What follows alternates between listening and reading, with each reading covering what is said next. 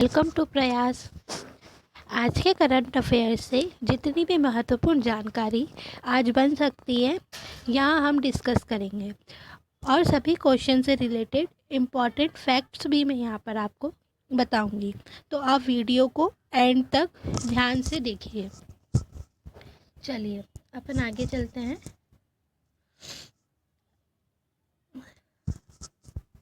First question यहाँ पर अपना है, भारत किस देश के साथ मिलकर सबसे बड़ा व्यापारिक देश बन गया है।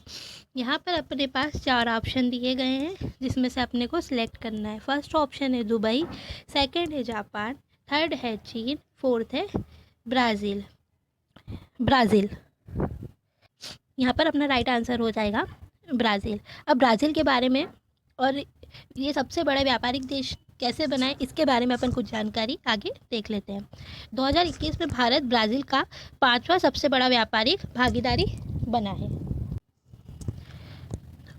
और भारत का सबसे बड़ा व्यापारिक देश चीन है। ठीक है, दोनों देशों के बीच में द्विपक्षीय व्यापार 11 अरब करोड़ डॉलर से अधिक हो गया है, जो 2020 की तुलना में 63% अधिक है। भारतीय निर्यात में फार्मास्यूटिकल उत्पादन लगभग 30% का योगदान देता है। ब्राज़ील मुख्य रूप से भारत को वनस्पति तेल, कच्चा तेल, चीनी, सोना और अयस्क का निर्यात करता है। 2018 और 19 में भारत और ब्राज़ील के बीच में द्विपक्षीय व्यापार को लेकर संबंध हुए थे। उसमें 8.2 बिलियन डॉलर का इन दोनों के बीच में व्यापार हुआ था। आगे चलते हैं। 2018-19 में भारत और ब्राज़ील के दोनों के बीच में 8.2 बिलियन का अमेरिकी डॉलर का व्यापार हुआ था, ये देख लिया अपन ने। 2019 में भारत ब्राज़ील का 7वां सबसे बड़ा आयात स्रोत देश और 18वां सबसे बड़ा निर्यातक गंतव्य है। ये दोनों देश कब से साथ में हैं तो 2003 में ब्राज़ील और भारत ने एक द्विपक्षीय रक्षा सहयोग समझौते पर हस्ताक्षर किए। इसने रक्षा के क्षेत्र में दोनों देशों के बीच सहयोग को बढ़ावा दिया है। भारत और ब्राज़ील 2006 में रणनीति साझेदार बने हैं। दोनों देशों के बीच में राजनयिक संबंध 1948 से स्थापित हो गए हैं। यहाँ पे ब्राज़ील के बारे में अपन कुछ जानकारी ले लेते हैं। यह दक्षिण अमेरिका का सबसे बड़ा देश है। क्षेत्रफल की दृष्टि से विश्व का 5वां सबसे बड़ा देश है। इसकी जो राजधानी है वो है ब्रासिलिया, मुद्रा ब्राज़ीलियाई रियल, और यहाँ के जो राष्ट्रपति हैं वो है जायर बोल्सोनारो। ठीक है, नेक्स्ट क्वेश्चन की ओर चलते हैं। सेकंड क्वेश्चन है अपना, किस व्यक्ति को मुख्य आर्थिक सलाहकार के रूप में नियुक्त किया गया। तो यहाँ पे 4 ऑप्शन अपने को दिए हैं। फर्स्ट है सत्येंद्र नाथ बोस, सेकंड पृथ्वीराज कपूर, थर्ड है अनंत नागेश्वर और फोर्थ है इनमें से कोई नहीं। तो अपना यहाँ पे राइट आंसर हो जाएगा अनंत नागेश्वर, जिनका फोटो आप यहाँ पे देख सकते हैं। ये अनंत नागेश्वर को यहाँ पे आप देख सकते हैं। इनके बारे में कुछ डिटेल ले लेते हैं। भारत सरकार ने डॉक्टर वी अनंत नागेश्वर को अपना मुख्य सलाहकार, आर्थिक सलाहकार के रूप में नियुक्त किया है। 28 जनवरी को नागेश्वर ने वित्त मंत्रालय में अपना नया पदभार संभाल लिया है। ये कृष्णमूर्ति सुब्रमण्यम का स्थान लेंगे, जिन्होंने 3 साल तक यह पद को कायम रखा। अनंत नागेश्वर जी 2019 से 2021 तक भारत के प्रधानमंत्री की आर्थिक सलाहकार परिषद के अंशकालीन सदस्य भी रह चुके हैं। मुख्य आर्थिक सलाहकार के बारे में देख लेते हैं। यह भारत सरकार के सचिव के पद के समकक्ष पद है। मुख्य आर्थिक सलाहकार आर्थिक मामलों के विभाग के आर्थिक प्रभार का प्रमुख होता है। जो पहले आर्थिक सलाहकार थे वो थे जे अंजारिया।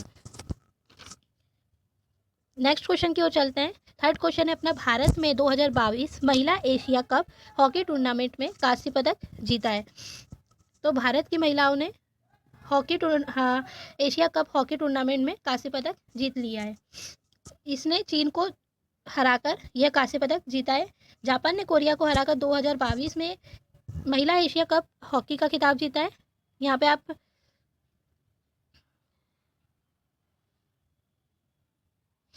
भारत की महिला हॉकी टीम का फोटो देख सकते हैं। चलिए आगे चलते हैं। भारत ने सिंगापुर को हराकर सेमीफाइनल में जगह बना ली है। सेमीफाइनल में भारत को कोरिया से हार मिली है। 2022 महिला एशिया कप हॉकी 21 से 28 के बीच में ओमान में आयोजित किया गया। यह महिला हॉकी एशिया कप का 10वां संस्करण था, जो कि 21 जनवरी से 28 जनवरी के बीच में आयोजित किया गया ओमान में।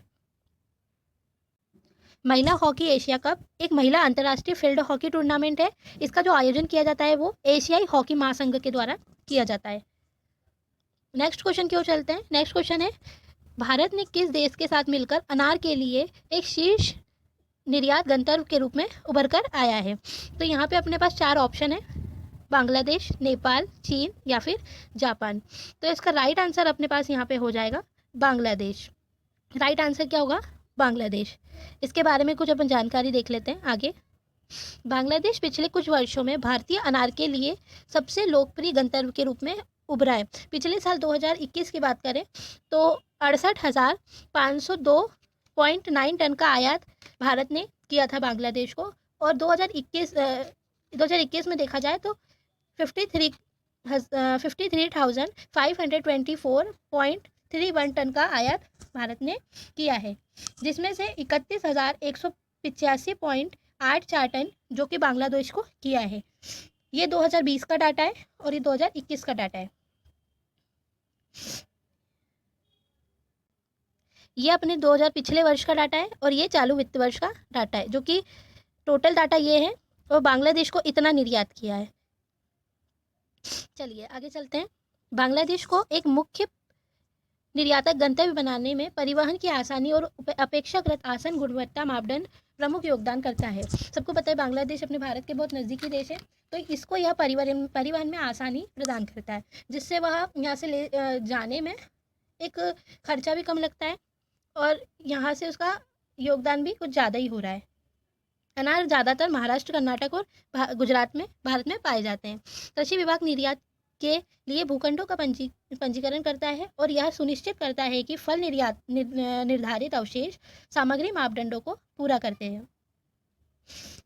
5th क्वेश्चन है अपना, डेटा गोपनीयता दिवस कब मनाया जाता है? तो ये 28 जनवरी को सेलिब्रेट किया जाता है डेटा गोपनीयता दिवस। दुनिया भर में 28 जनवरी को डेटा गोपनीयता दिवस मनाया जाता है। इस दिन को मनाने का उद्देश्य क्या है?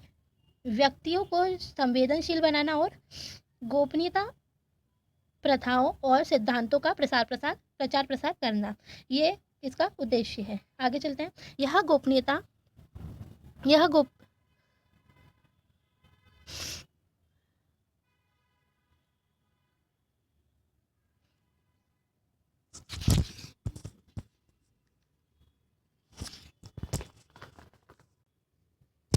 गोपनीयता की संस्कृति बनाने के लिए सभी को अपनी गोपनीयता जिम्मेदारी को निभाने के लिए प्रोत्साहित करता है। यह दिवस दिन का पालन गोपनीयता का सम्मान करने, विश्वास को समक्ष करने और डेटा की सुरक्षा के महत्व पर जागरूकता पैदा करने के लिए अंतर्राष्ट्रीय प्रयास है। ये इस साल की जो थीम देखी जाए तो है privacy matters.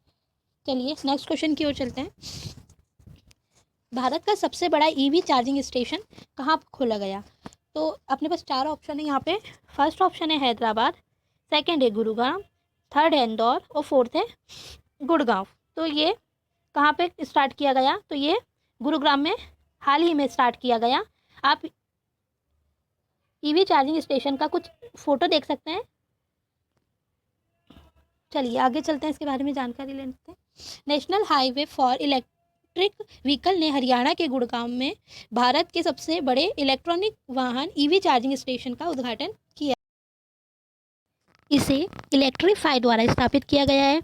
Total 100 charging point है यहाँ पे, जिसमें से AC जो है वो 72 है, 24 DC है, और जो AC है वो एक बार में जो AC स्टेशन है वो एक बार में 6 घंटे में चार्ज करता है एक वाहन को।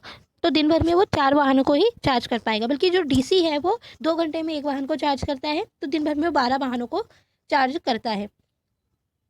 यह क्षेत्र में EV उद्योग को बढ़ावा देगा और देश भर में EV चार्जिंग स्टेशनों के लिए एक बेंचमार्क के रूप में कार्य करेगा।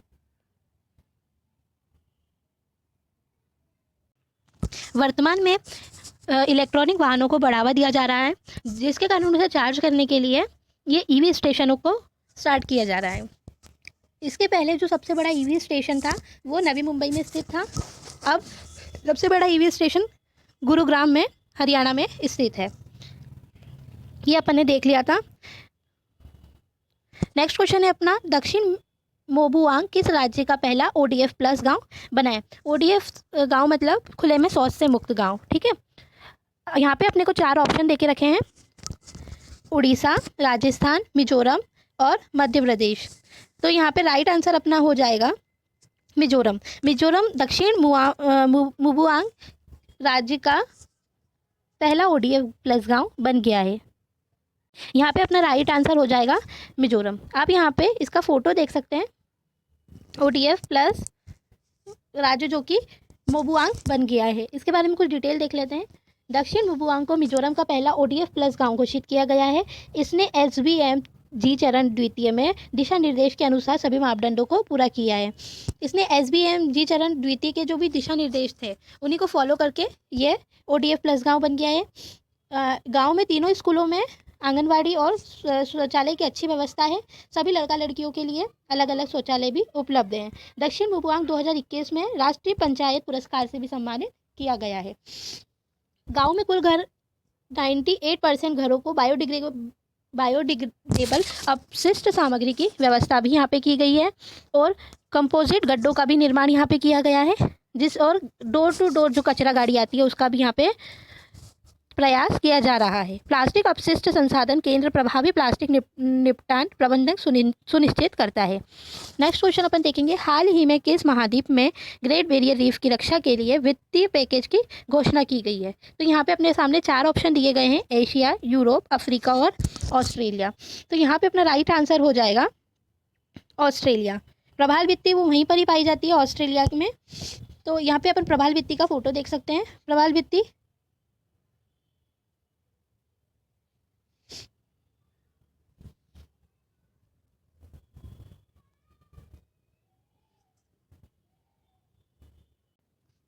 चलिए नेक्स्ट क्वेश्चन की ओर अपन चलते हैं।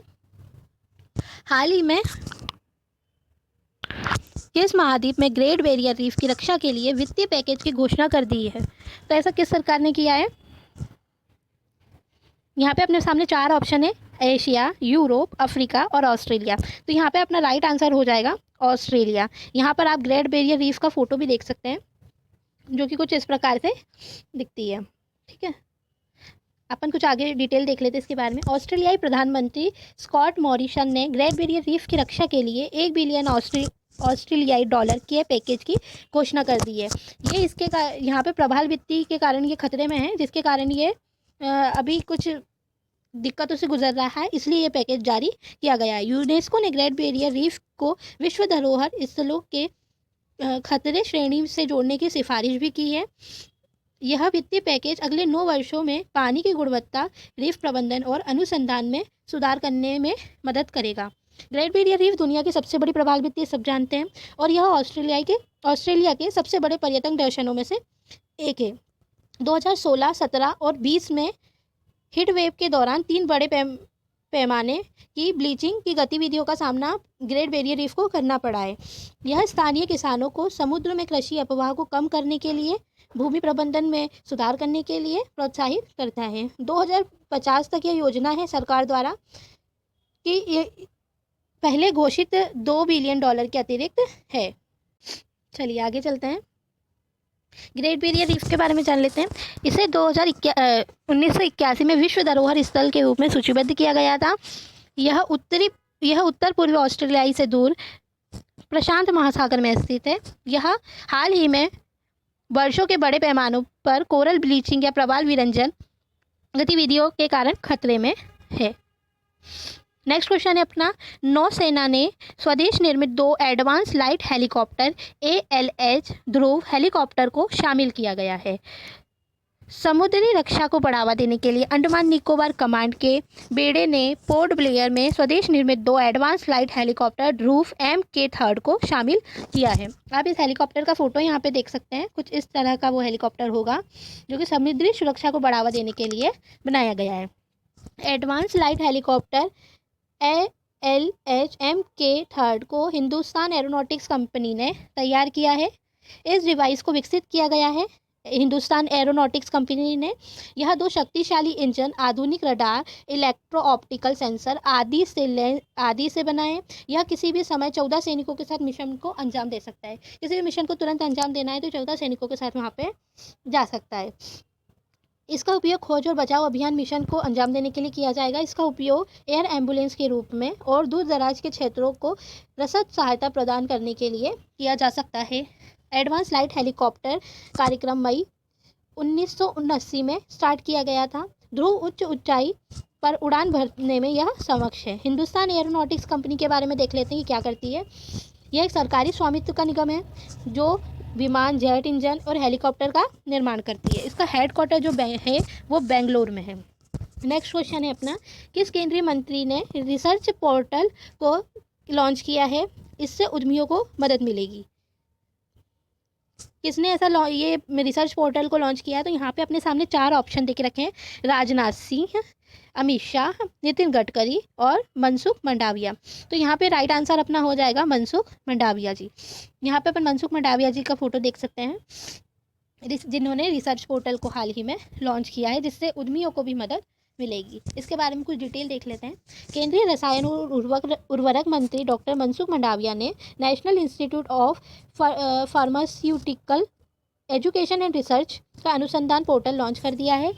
यह अनुसंधान पोर्टल सभी 7 NIVPR की अनुसंधान गतिविधियों पर पकड़ बनाने के लिए फार्मास्यूटिकल विभाग द्वारा तैयार किया गया है। पोर्टल का उद्देश्य है एक ही साथ पर सभी NIPER की अनुसंधान गतिविधियों, पेटेंट और प्रशासन के बारे में जानकारी का प्रसार करना। रसायन मंत्री और उर्वरक राज्य मंत्री हैं भगवंत खुबा। इन्होंने बताया कि भारत दवा निर्माण में तीसरा सबसे बड़ा देश है। नेक्स्ट क्वेश्चन की ओर चलते हैं। हाल ही में किसे HPCL Hindustan petroleum corporation limited के नए अध्यक्ष के रूप में चुना गया है और उन्हें MD भी बनाया गया है? तो इस यहाँ पे अपने सामने 4 ऑप्शन है, पुष्प कुमार जोशी, मुकेश सुराणा, आदित्य सिंह और इनमें से कोई नहीं। अपना यहाँ पे आंसर हो जाएगा, राइट आंसर हो जाएगा अपना यहाँ पे पुष्प कुमार जोशी, जिनका फोटो यहाँ पे आप देख सकते हैं। इन्हें हाल ही में हिंदुस्तान पेट्रोलियम कॉरपोरेशन लिमिटेड के अध्यक्ष और MD के रूप में नियुक्त कर दिया गया है। इनके बारे में कुछ जानकारी देख लेते हैं। पुष्प कुमार जोशी जो है देश के तीसरे सबसे बड़े तेल शोधन और ईंधन विपणन कंपनी हिंदुस्तान पेट्रोलियम कॉरपोरेशन के नए अध्यक्ष और प्रबंध निर्देशक के रूप में नामित किए गए हैं। जोशी जो कि वर्तमान में HPCL में मानव संसाधन निर्देशक हैं। लगभग 1 दशक से यह इस बोर्ड में है। यह मुकेश सुराणा की जगह लेंगे, जो कि 30 अप्रैल को सेवानिवृत्त हो रहे हैं। हिंदुस्तान पेट्रोलियम कॉरपोरेशन के बारे में जान लेते हैं। ये उत्पादन काय का करती है? तो ये तेल और गैस का उत्पादन करती है। मुख्यालय जो इसका है वो मुंबई में है और प्रमुख जो इसके हैं SR चौधरी, और स्थापना इसकी हुई थी 1974 में। इस पर भारत सरकार का राजस्व होता है ना। आगे चलते हैं अपन। नेक्स्ट क्वेश्चन है अपना 12। लोकसभा सचिवालय ने डिजिटल संसद ऐप लॉन्च किया है। डिजिटल संसद ऐप लॉन्च करने का कारण अभी अपन आगे देखेंगे। उसके पहले अपन देख लेते हैं ये कब लॉन्च किया है। 27 जनवरी को इन्हें ये लॉन्च किया है, ताकि नागरिकों को केंद्रीय बजट 2022 सहित सदन की लाइव कार्यवाही तक पहुंचने की अनुमति मिल सके। यहाँ पे अपन इसका फ़ोटो देख सकते हैं। इस ऐप का, डिजिटल संसद ऐप का फ़ोटो यहाँ पे अपन देख सकते हैं। कुछ इस टाइप का यह ऐप दिखता है।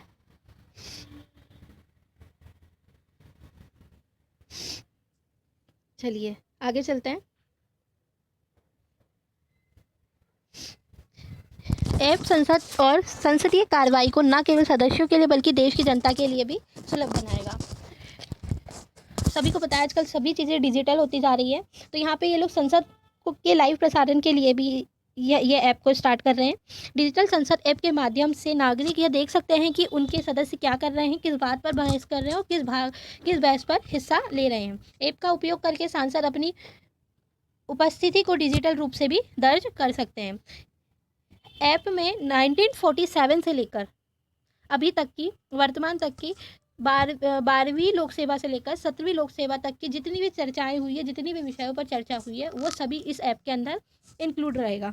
इनमें संसद की कार्रवाई का सीधा प्रसारण भी होगा और जो 2022 में जो ऐप लॉन्च होने 2022 में जो बजट लॉन्च होने वाला है उसको भी यहाँ पे लाइव दिखाया जाएगा।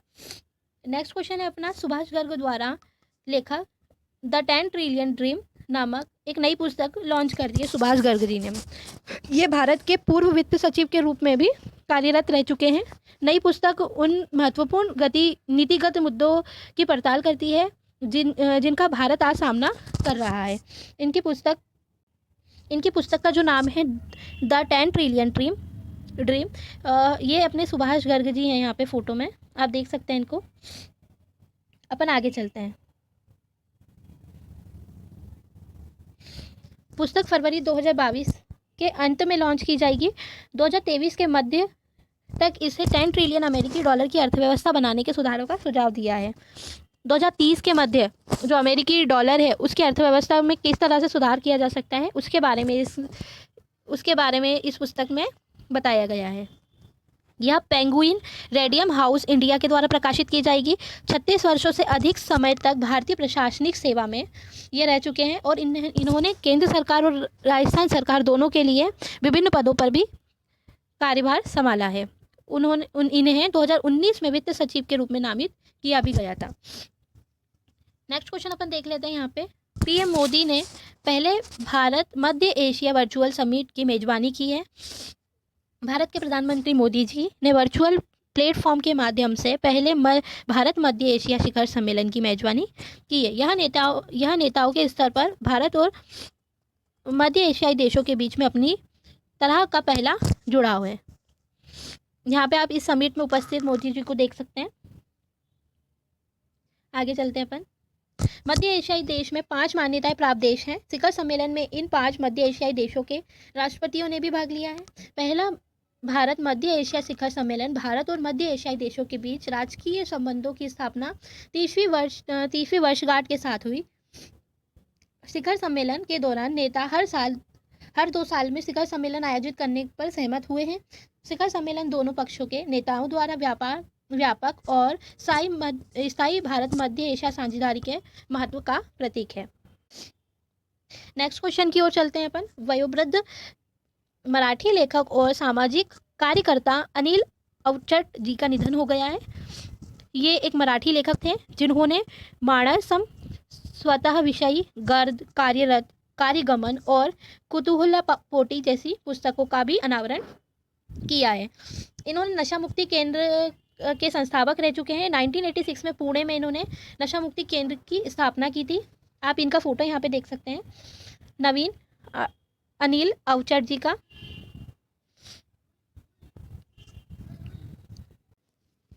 Thank you. आज के लिए सिर्फ इतना ही। और अधिक महत्वपूर्ण करंट अफेयर हम अपनी अगली कक्षा में डिस्कस करेंगे, जो कि सभी महत्वपूर्ण परीक्षाओं के लिए इम्पॉर्टेंट है। आप यह PDF हमारे टेलीग्राम चैनल पर प्राप्त कर सकते हैं, जिसकी लिंक नीचे डिस्क्रिप्शन बॉक्स में दी गई है।